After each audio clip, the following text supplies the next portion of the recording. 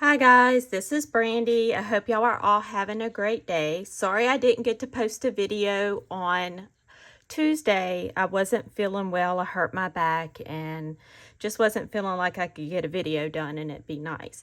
So here's a little video for today, and then I will try to do another video to post for Tuesday.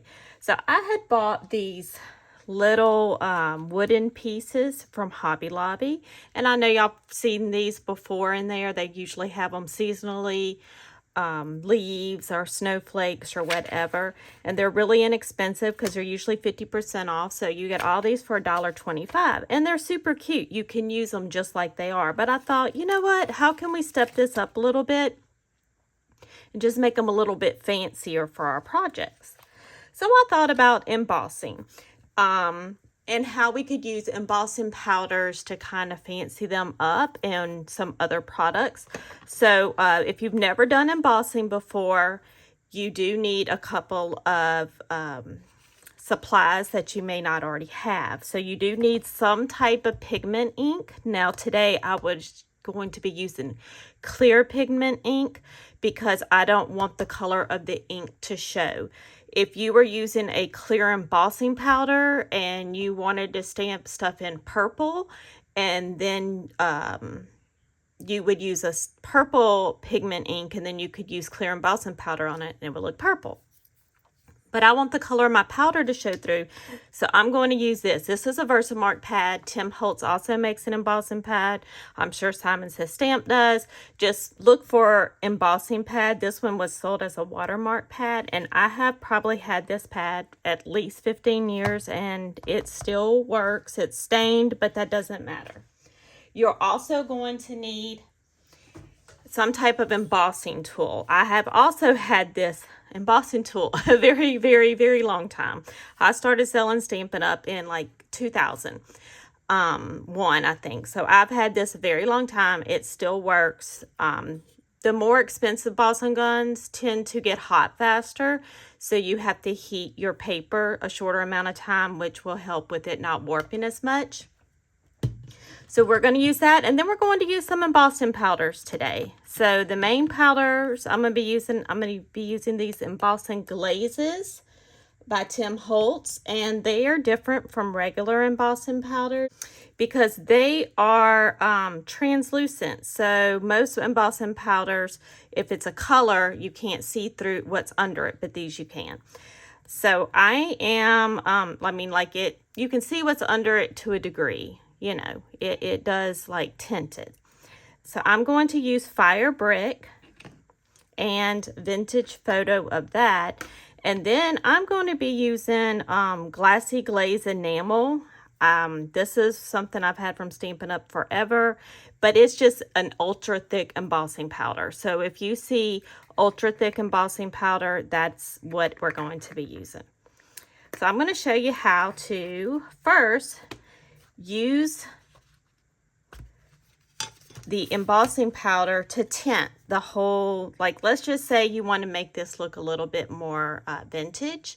So we're just going to take the wooden figure and just press him into that embossing pad.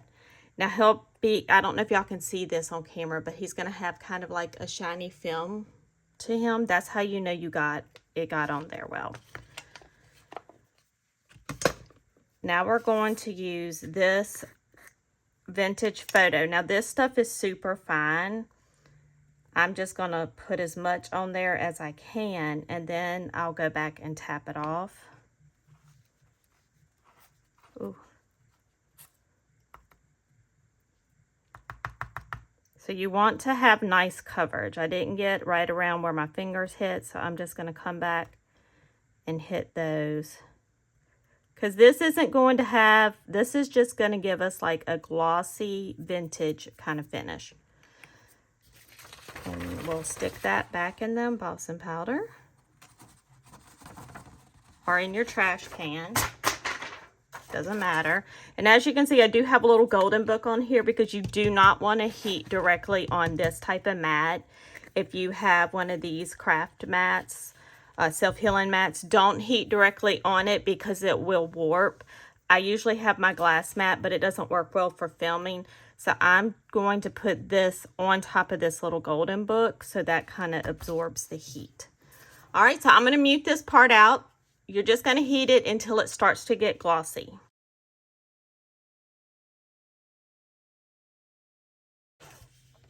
All right, now don't overheat it. Just heat it till it's starting to get glossy, because if you overheat it, it gets really liquid, and this is wood, so it's just going to start soaking it up. Paper will do the same thing if you overheat. Some embossing powders will even burn. But this is the after, and then let me show you one so you can kind of compare it, and that's the before. So if you wanted to use some of the different embossing powders and like color one section in and then do the other, you can do that. They do make embossing pens where they look like this, that you can just color a section in and then do that. So that's number one. Next, we're going to try that embossing pen I was telling you about. So we're going to use the embossing pen, and I'm just going to color every other section in with the pen.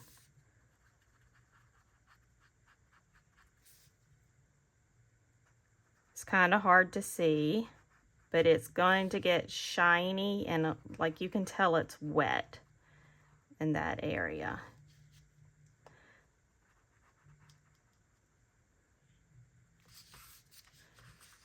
If this way doesn't work, I have plan B. Okay, now we're going to take our, this is fired brick, and we're just going to sprinkle it on, and you can put it everywhere. It's going to stick where the embossing powder is. And I'm using my palette knife. They also make little spoons you can use with your embossing powder. So we're going to let that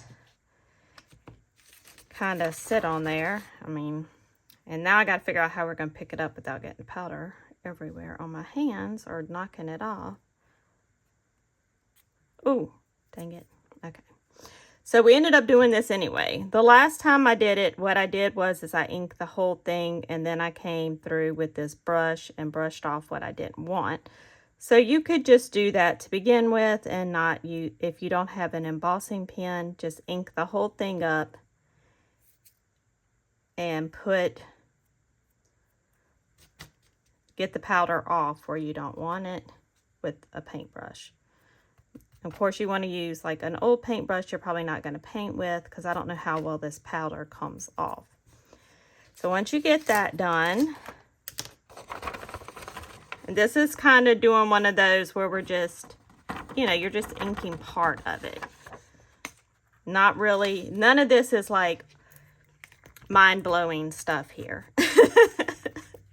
Not much of that going on. Okay, ow. So it will get a little warm. In this, you can see there are some spots where there's some little dots on there, but that's okay. That the red is what you see, and then you get that glossiness. Now, let's say you want something a little bit bolder than that. Like you're like, that's all cute, but I want my image to be a nice bold image.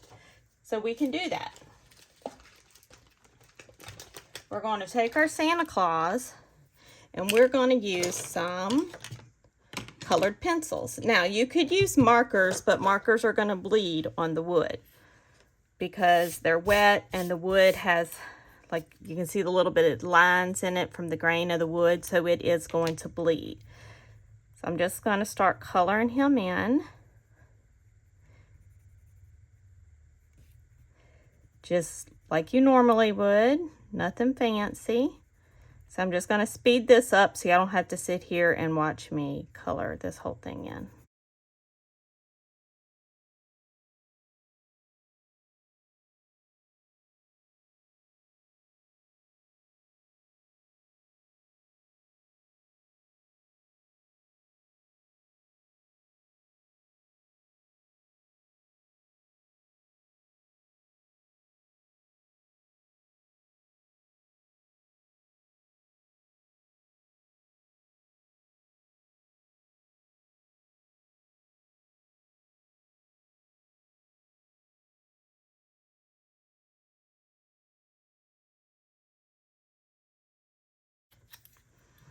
All right, so he's all colored in. Don't have to do it fancy, just a light, just no shading, anything, just color it all the color that you want it. Then for this one, we are going to use that ultra thick embossing powder. So we want to, again, take our, and it is going to stain your pad probably a little bit, but it doesn't affect how your pad works. So make sure you get it nice and inked up. He's nice and shiny everywhere. Then I like to take the ultra thick, and instead of pouring it, because it's real clumpy and it kind of goes just everywhere, I like to sprinkle it over the top. Just make sure some lands on all the spots.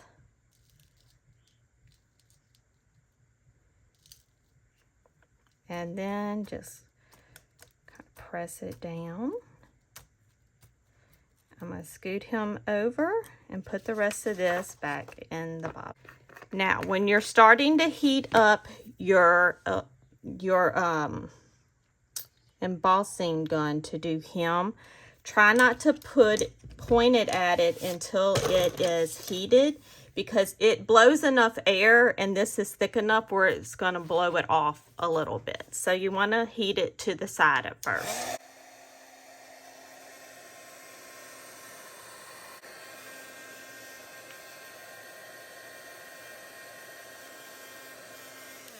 All right, and when he gets nice and glossy, stop. See how cute he looks? It just makes him look like it's an expensive piece of ephemera, like you paid a couple of dollars for him instead of it being from a huge pack of them, because this one you get probably like 5 or 6 of each image. So now you're saying, okay, Brandy, what do I do with all these little wooden things, right? Well, you can have your little cut aparts and then just, stick them on there somewhere as extra decoration. You can use them alone as embellishments on your page. Here I made a little doily embellishment. I just took a little doily and a piece of ephemera from an ephemera pack for the Merry and Bright and used a little candy cane with it. You could also do gift tags, like if you did like a to and from on the back, you could make this a gift tag, and I put the little Santa on here. So there are lots of possibilities on how you can use these. I sure hope you enjoyed this video. I'm planning for my next video to be gift card holders, so I hope you'll tune in for that. If you like this video, please hit that like button so YouTube can show it to other people. And as always, I appreciate y'all. Thanks. Bye.